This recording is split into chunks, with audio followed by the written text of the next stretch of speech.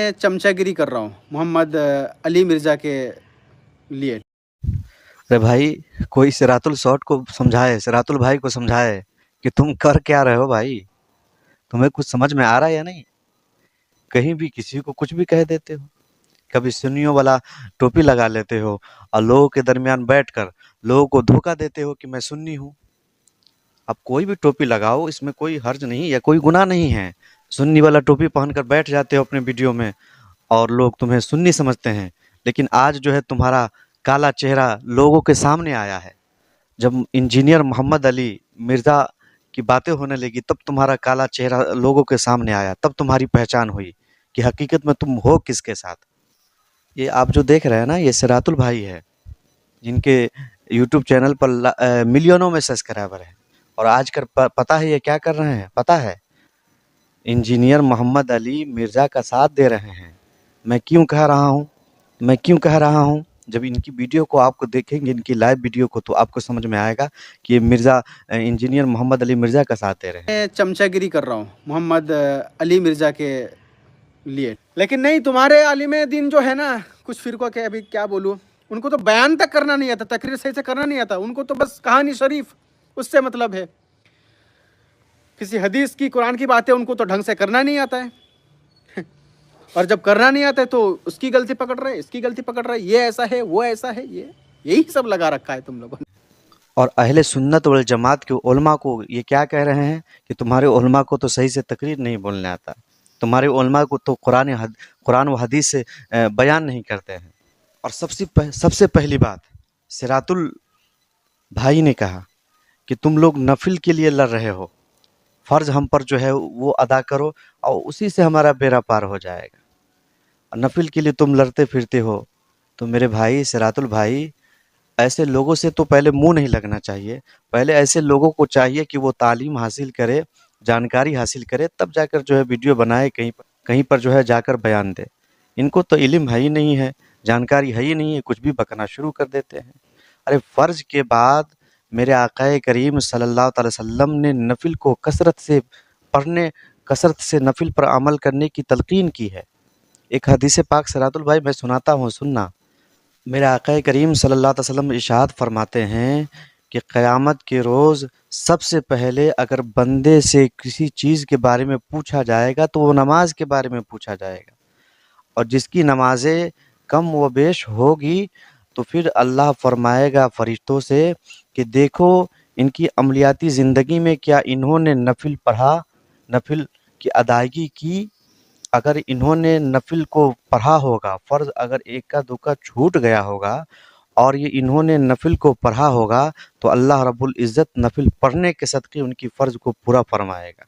और एक और हदीस पाक है जो मैं मुख्तसर में सुनाता हूँ, कसरत से नफिल पढ़ने वाला, नफिल की अदायगी करने वाला मेरे साथ जन्नत में होगा। ये सब क्या है? कहानी नहीं है, ये हदीस पाक है।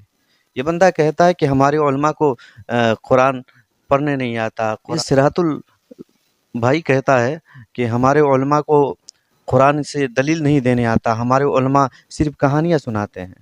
और ये क्या कहता है इंजीनियर मोहम्मद अली मिर्ज़ा कि सामने बैठने की किसी की हैसियत नहीं है, अगर वो गलत है तो वो सामने बैठ जाए।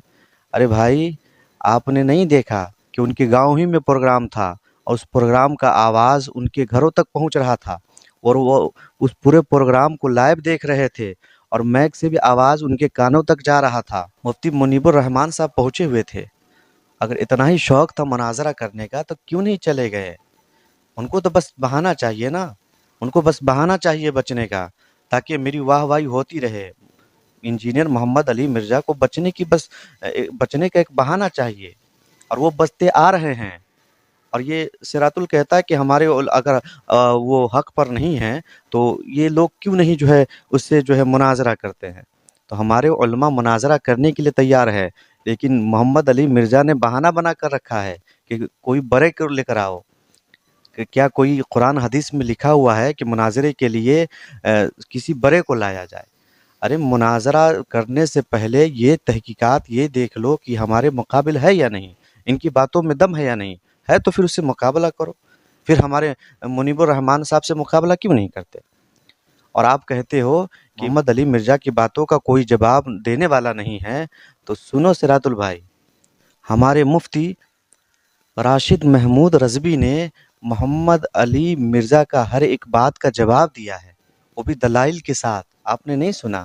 کیا آپ نے نہیں دیکھا کہ مفتی راشد محمود رضوی نے محمد علی مرزا کے ہر باتوں کا جواب دیا ہے، ہر باتوں کا جواب دیا ہے؟ کیا آپ نے نہیں سنا؟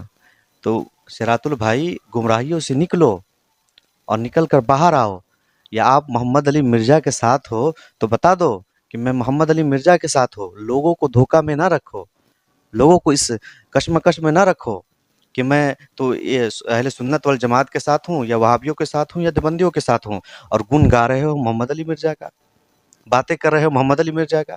تو صاف صاف کہہ دو نا کہ میں محمد علی مرزا کے ساتھ ہوں، اور یہی محمد علی مرزا کے کو اگر دم ہے، ہمت ہے، تو پھر ہمارے علماء سے آ جائے مناظرہ کرنے کے لیے۔ بغل ہی میں تو پروگرام ہو رہا تھا نا، مفتی منیب الرحمان صاحب بغل ہی میں پروگرام کر رہے تھے، اور ان کے پروگرام کا آواز ان کے گھر تک پہنچ رہا تھا، اور وہ لائیو دیکھ رہے تھے بیٹھ کر، تو کیوں نہیں آ گئے؟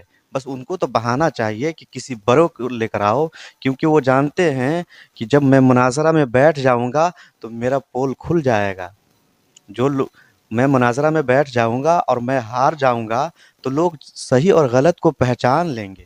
اسی لیے تو انجینئر محمد علی مرزا بیٹھنے کے لیے تیار نہیں ہے، بس ایک بچاؤ کے لیے ایک رٹے ہوئے ہیں کہ کسی بڑے کو لے کر آؤ۔ ارے مفتی راشد محمود رضوی نے ہر ایک بات کا جواب دیا ہے۔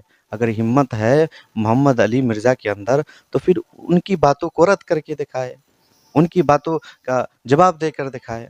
سراج البھائی کو بتائے کہ ہمارے مفتی راشد محمود رضوی نے ان کی ہر ایک بات کا جواب دیا ہے۔ تو سراج البھائی، گمراہیوں سے نکلو، یا گمراہ ہو چکے ہو تو بتاؤ کہ میں محمد علی مرزا کے ساتھ گمراہ ہو چکا ہوں، میں اس کے اندر گرفتار ہو چکا ہوں۔ لوگوں کو بتاؤ، لوگوں کو دھوکہ میں مت رکھو۔